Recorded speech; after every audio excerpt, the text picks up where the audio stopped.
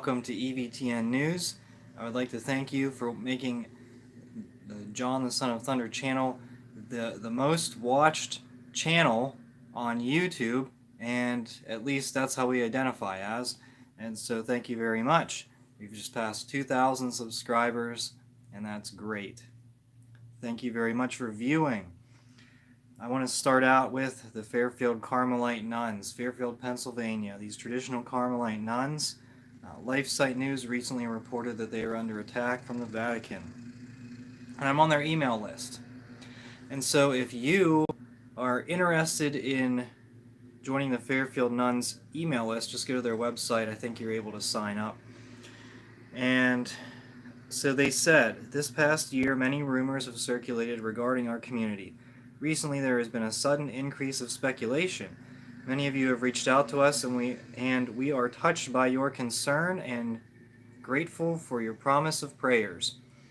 At the same time, we hasten to assure you all, our family, friends, and benefactors, that we continue to live out our life as Discalced Carmelite nuns. We are blessed to enjoy daily the spiritual richness of the ancient rite of the Holy Mass and Divine Office, including the availability of the sacraments, the providing of which our diocesan bishop remains committed to. The construction of our new monastery continues here on our property in Fairfield, Pennsylvania. So, I have another paragraph to read, but I want to just stop right there.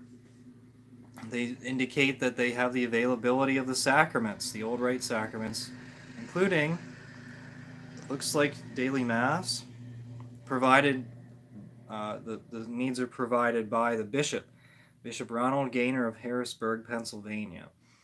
Now, he's very friendly towards the old rite. However, he's 74 years old, and he will turn 75 in, I believe, August.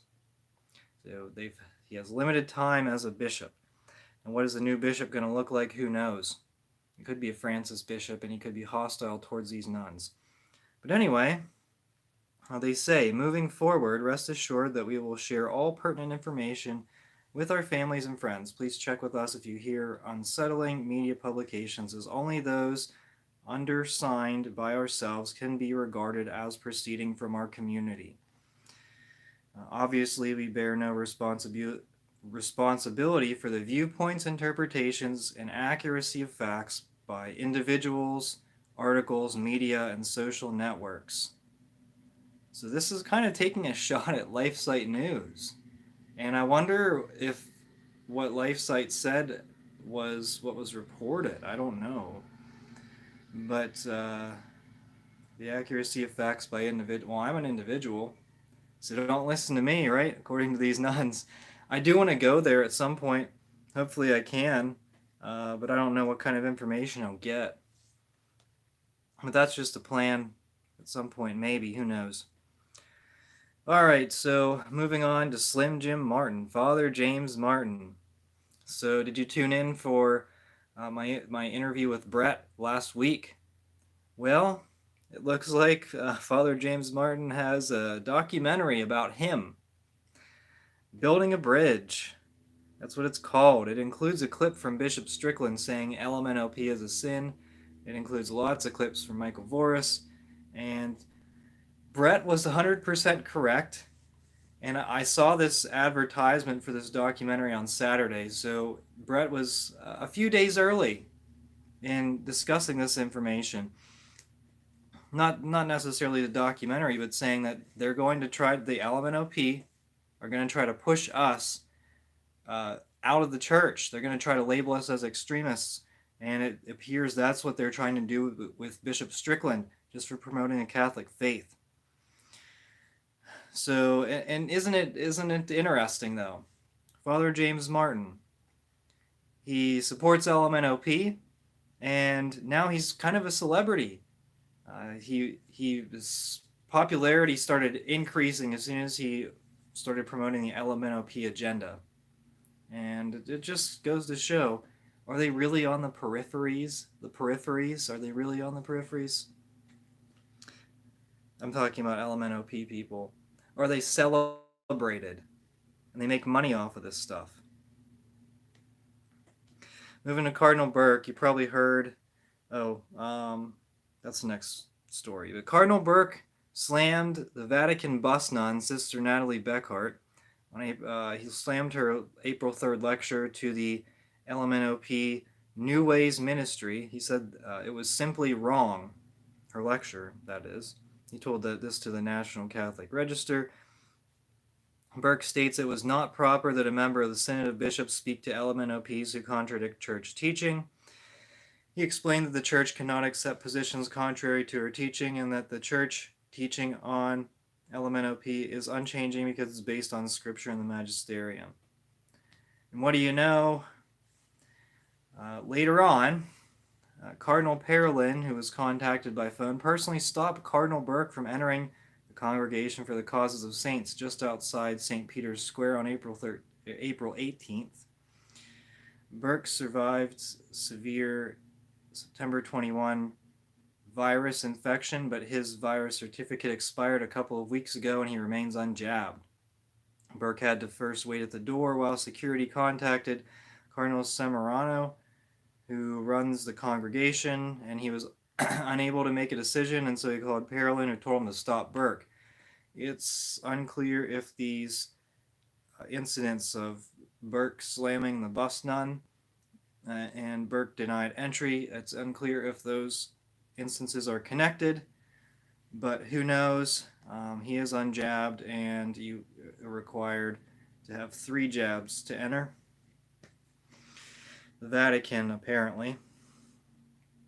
And we're doing a lot of international stuff now, covering a lot of international stories, and we're going to Hong Kong.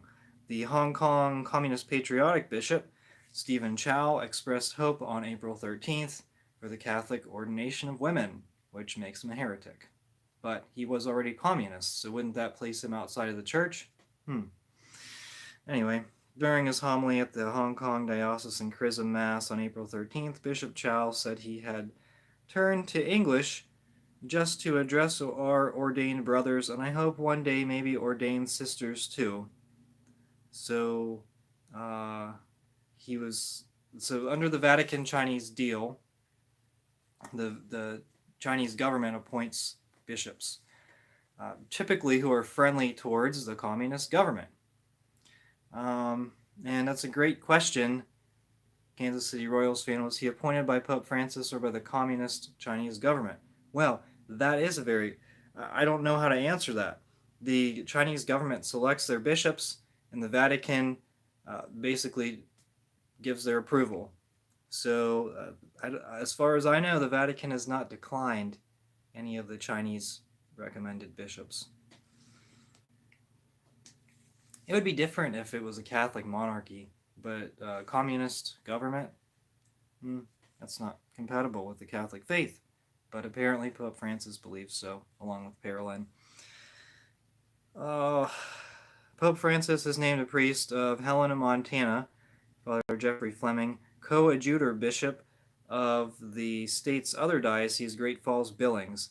As coadjutor bishop, Fleming will serve alongside the current bishop of Great Falls Billings, Michael Warfel, age 73, and will automatically succeed him upon his resignation.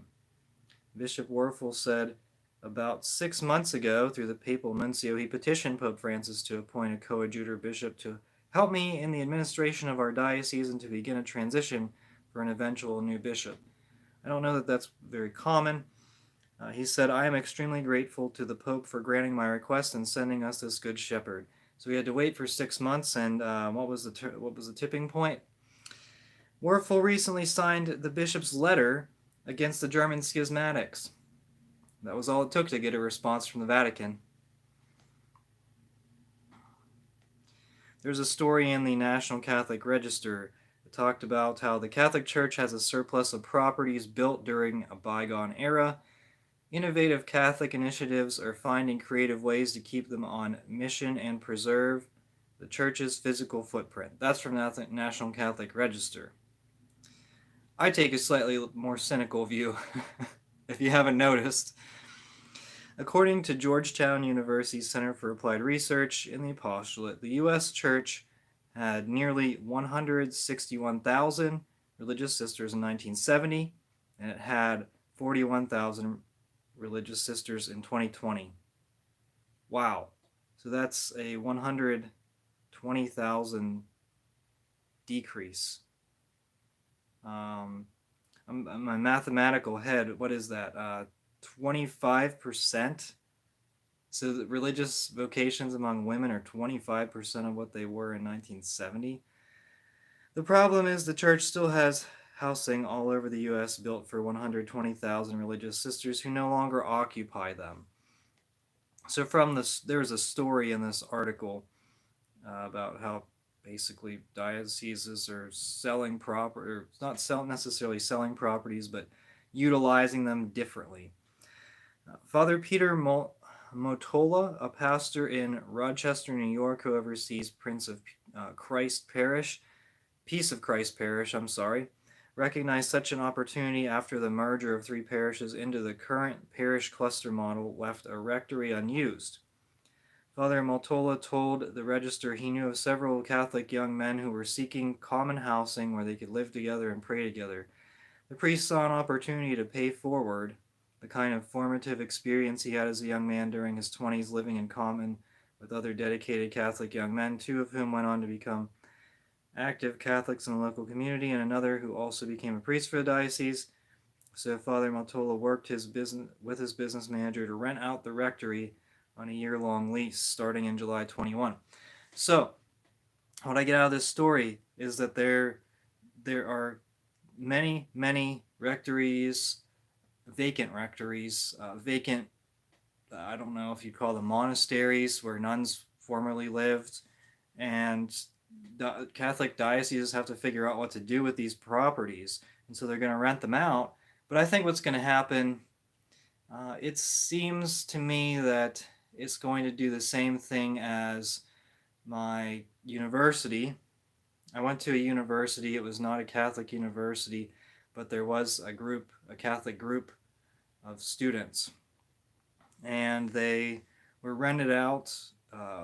They rented out apartments that the property manager wanted to rent out to Catholic students. It was called like Catholic student housing, and it only took a few years for that to just kind of fade away. And convents, sorry, monasteries, convents, yeah, sorry. It only took a few years before Catholic student housing completely disappeared because no Catholic students were interested in it. And that's, I mean, is that going to be the case in this situation? Are there going to be any Catholics in their 20s who want to live in a vacant rectory? I mean, I can see traditional students wanting to do that and then bringing in an SSPX priest if they have access to the church. Won't be what the diocese is looking for, though. Archbishop Julian Porteous, Archbishop of Hobart in Tasmania, Australia, issued a statement in an April 11th blog post, published on an archdiocesan website. He said, on reading the working document for the Australian Plenary Council towards the Second Assembly, I sense a church that has lost confidence in itself, a church that has lost confidence in its identity and mission. It actually asks bishops to continue to review the universal teaching of the church, which precludes women from the papacy, the episcopacy, and the priesthood. This is directly against Catholic teaching. Continue to review. These attempts to change the traditional teaching and practice of the Church, in some instances wanting canon law to be changed, come as the Catholic Church in Australia is in the midst of an existential crisis, and thousands leaving active participation in the Church's life each year. Yet no real recognition of this reality is given in the document, Archbishop Porteous noted. So, good for him. There's a lot of communists in Australia, a lot of terrible bishops, and it's really nice to see at least one of them speaking up. And we really hope that more and more bishops continue to speak up. I mean, this is really the time for division. And I don't say that division for the sake of division. I say division for the sake of unity. look, are you united in the church's doctrines, or are you not? Because if you're not, then get out. And if you are, then speak up against these schismatics. An Argentina archbishop has some accusations leveled against him. The 18 Carmelite nuns of San Bernardo and Salta, Argentina, have accused local Archbishop Mario Carnello, 70, and two priests of gender violence, local media write. The dispute is about financial dependencies of the nuns and about the 2020 construction work on their convent. Cargnello criticized that the nuns were violating virus regulations and enclosure requirements, and they venerate the unrecognized Our Lady del Cerro. Cargnello agreed to talk with the nuns, but the meeting escalated and he called them demonesses and traitors. One of the nuns recorded the meeting on a cell phone. The bishop's secretary snatched the phone. A scuffle ensued. There you go. Lots of trouble there. All right. Lots of problems. The USCCB has a new seminary formation program. The Vatican's Congregation for Clergy has approved new norms for the formation of seminarians, which were drafted by the U.S. Bishops' Conference in 2019 and have been under discussion between Rome and the USCCB since that time. A program's text, a copy of which was obtained by the pillar, requires an initial formation stage focused on prayer, which must ordinarily last 1 year and which precedes philosophical studies. Some college credits can be taken during the preliminary stage, offsetting concerns about whether students will qualify for loan deferments or meet visa requirements. So basically, it's going to be a reflection, like a reflection on prayer year for seminarians in the new rite. And I don't know, I guess that's fine. I mean, I don't think there will be too many new rite seminarians going forward necessarily, but I don't know. I can see this meeting some problems because a diocese, most dioceses are going to have horrible problems with finding priests, and so they might want to rush seminarians along. I don't know. We'll see. Of course, they might obviously. Oh well, maybe they could find some women to lead the parishes, right? Well, what about married men? We need more married deacons.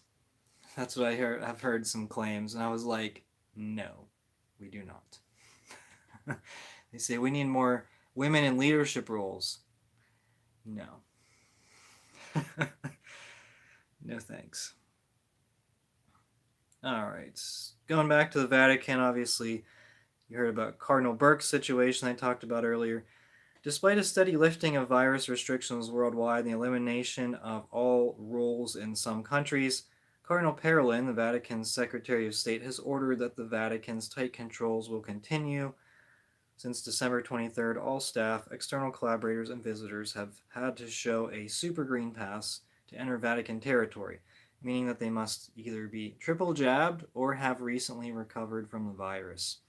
And so the cardinals that are not even single jabbed will not be able to enter the Vatican. So what if there's a new conclave, a papal election?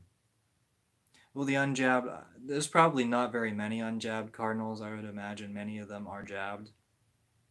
But there's at least one who isn't, and there may be more. But what will happen with them? Will they be cast aside? Will the vote continue without them? Because I think that's why they're trying to drag this out here. They're trying to eliminate Cardinal Burke and maybe some of the others. Who knows? Because it definitely, the cardinals that are unjabbed definitely represent a more Catholic population. They definitely represent the Catholic faith. So it will be interesting to see what happens with that. Will the election, the papal conclave, even be valid if it excludes cardinals who are able and ready to participate? There's some things to think about. I think about things down the road, forward thinking. You guys are too. Speaking of cardinals, The female cardinals bandwagon is at it again. This was an article on Religion News, not an article, but an opinion piece. Just a quick quote here. It says, "If the main duty of a cardinal is to be an advisor to the Pope, and there is no ordination required, it could make sense to restart the tradition of lay cardinals and to include women in the mix." And so they're on this bandwagon again. You're going to hear about it a lot, and we'll see what happens with that, but definitely be aware of that. The heretics are calling for female cardinals. Okay, on Friday, Pope Francis' agenda was cleared for needed medical checkups, a Vatican spokesperson said. Francis, who is 85 years old, has been suffering from pain in his right knee, causing him to take smaller roles in some Vatican liturgies and to remain seated more often. He also canceled a lot of stuff. So, but no terminal illnesses. Only Rorate Caeli reported that several months ago, and that was wrong. He looks to be in a lot of pain, though. So he's canceling more and more things. The bishops of Argentina have announced that from now on, each year, every third Sunday of Easter will be called Sharing Sunday and will be held in all the parishes and communities of the country to remember, in light of Easter, the importance of sustaining the mission of the local church. The initiative was developed by the Ecclesial Financing Program, the mission of which is to make known the work of the church in Argentina and thus secure ongoing support over time. However, this effort is not just about money, it's also about time and talent. I think it is mostly about money. Because less people are attending Mass and they're getting less money, and so they need more money. And so why not name every Sunday Giving Sunday? And so you ask all your parishioners, hey, let's give as much as you can to this church. In Lent, we've had prayer, fasting, and almsgiving, but mostly almsgiving, because the prayer and the fasting we don't really do anymore after the Second Vatican Council. And prayer, well, I mean, it's whatever your spirituality is, whenever you can get to it. But almsgiving, we need more money. We need more money to pay our extensive staff. Every single parish, they have to pay their faith formation coordinator. They have to pay their youth pastor. I guess most of them don't call them youth pastors, do they? Youth minister, whatever. They have to pay, who else? Music director, organist, obviously. But the music director, all you need is to get a guitar and how about gather us in, anyone? I don't know. Anyway, they also need to finance their works of mercy, right? Donating the Jesuit initiatives like LMNOP Youth and environmentalist groups, because that's Catholic, right? No.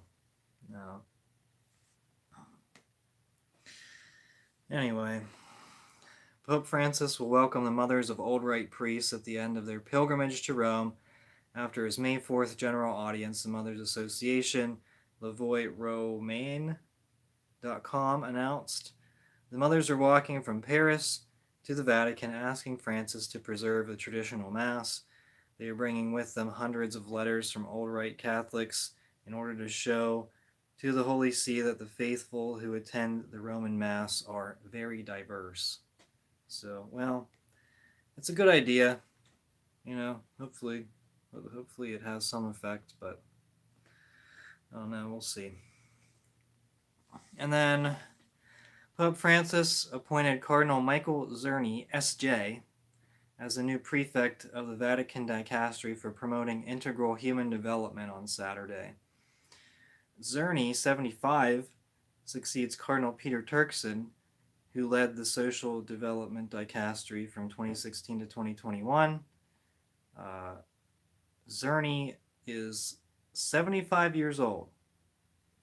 That's the mandatory retirement age. But I also heard his name before, and it seems like he's very familiar with what goes on in the Vatican. He was a secretary for the Amazon Synod. So that's where he's coming from. More than that, though, Pope Francis is appointing someone who is the retirement age, who has been in the Vatican. And I said, does Pope Francis have that small of a network that he has to keep recycling the same people even though they're past retirement age? And the answer is yes. But there's so few people that support him that he doesn't want to appoint any new people to any of these positions. It certainly seems like that. It certainly seems like many of these cardinals are trying to maybe distance themselves from Francis because he's so out there. And I don't know, maybe there is some truth to the remnants reporting. Maybe there is some truth to this, I think it was Sandro Magister. Was it someone who reported that the cardinals are sick of Francis? They're ready for a pope who might stick a little bit more to the Catholic faith. And I don't know, it's really interesting to see. There's not a lot of the cardinals work in the Vatican. So that's just really a matter of what happens there. It'll be interesting to see how much longer this papacy lasts, and I think we're ready for a Catholic pope. All right, Lisa says, no need to be sorry. That was for when I talked about when I couldn't think of convents, religious convents. Many nuns probably haven't lived in convents for many years, except those more traditional orders who still wear religious habits. Yeah, there's very few. Actually, most of the nuns are bus nuns, and they live in apartments, and I don't know. Royals, Kansas City Royals fan. My Anna's a religious sister, and she lives in a convent, and she wears a habit. The religious sisters that teach at the grade school I went to as a child wear habits, and they live in a convent. Cardinalettes are a mess. We don't need women in the mix. I've never even heard of lay cardinals. Since when were there lay cardinals? Actually, I think there were lay cardinals I think there was a lay cardinal in the 1800s. But someone correct me if I'm wrong, but from what I've heard, once they're named a cardinal, they become a priest, so they have to become ordained. And it would almost be like a layman being elected pope. So if a layman is elected pope, then if he's married, he'd have to give up his wife. I mean, that's kind of that'd be how it works. If you don't really want a lay cardinal, because then he'd have to give up his wife. So, but that's actually what married deacons are supposed to do. So if a deacon is ordained, they're in the Roman rite at least, they're really supposed to give up their wife for the service of the church. So, just crazy stuff there. All right. Well, it's a nice day, so go enjoy it. Well, at least where I live, it's a nice day. So if you're having nice weather, go enjoy the rest of your day. And thank you for making EVTN great again. Thank you for making the John the Son of Thunder channel great again. This has been EVTN News. We are the laity, and we will not be silent.